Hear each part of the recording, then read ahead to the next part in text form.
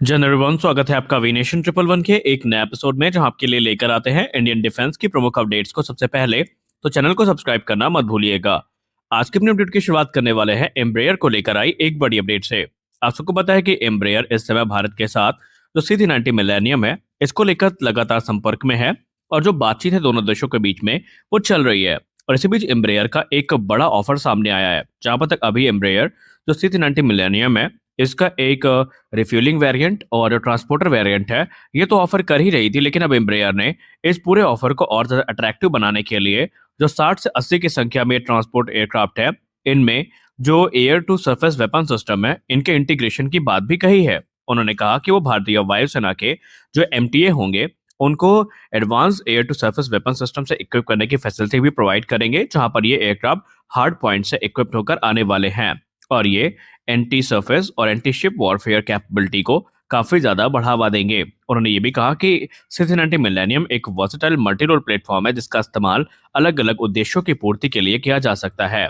गौर करने वाली बात एक ये है कि एम्ब्रेयर C390 मिलेनियम पर बात करते हुए उन्होंने ये कहा कि ये एयरक्राफ्ट पोटेंशियली जो मल्टीपल हार्ड पॉइंट्स हैं प्रत्येक विंग के अंदर, उनसे फिट किया जा सकता है।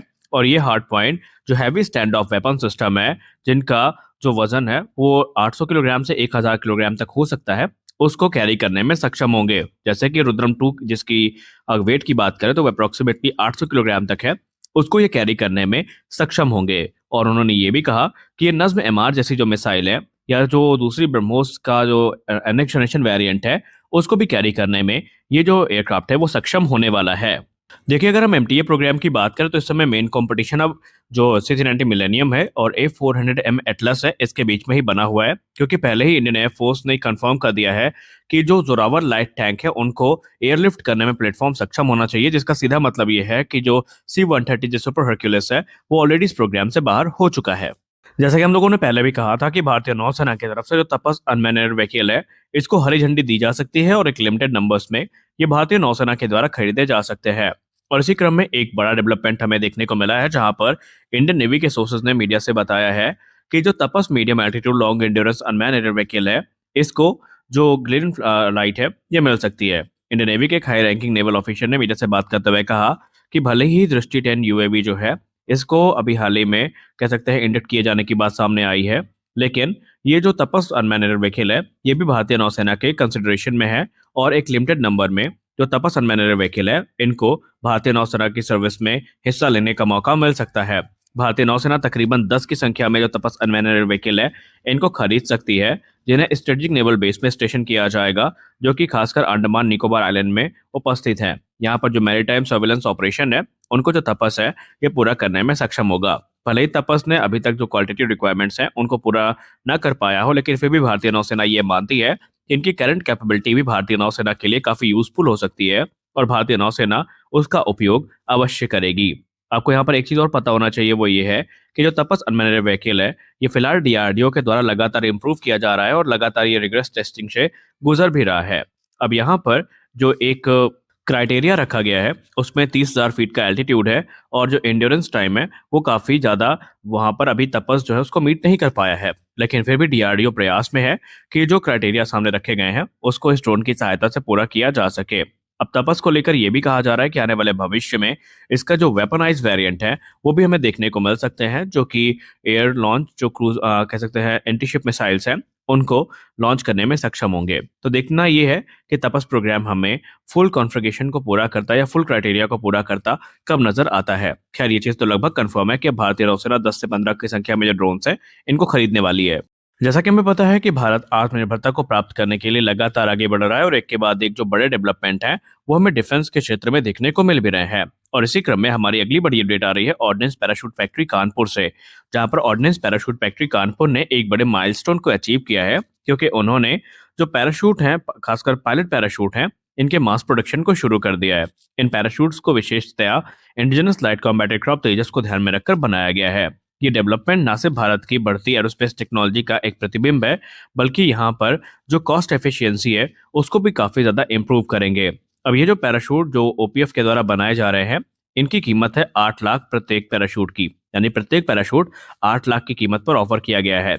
अब ये जो कीमत है ये इम्पोर्टेड काउंटर पार्ट्स जो है उनके तुलना में लगभग आधी है। अब यहाँ पर लोगों के मन में एक सवाल आएगा कि अब यहाँ पर तकरीबन 15-16 लाख के पैराशूट अगर हम 8 लाख में खरीदेंगे तो क्या कोई क्वालिटी इशू होगा? क्या पायलट की लाइफ को हम रिस्क पे रख रहे हैं?